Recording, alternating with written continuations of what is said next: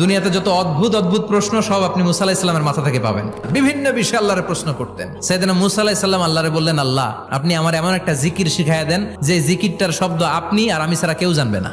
দিনে রাতে সব সময় এই জিকির আমি করব, আপনারে ডাকবো, কিন্তু শর্ত হলো এই জিকিরটা জানবে শুধু আপনি আর জানবো শুধু আমি। আল্লাহ বললেন, মুসা পড়ো লা ইলাহা ইল্লাল্লাহ।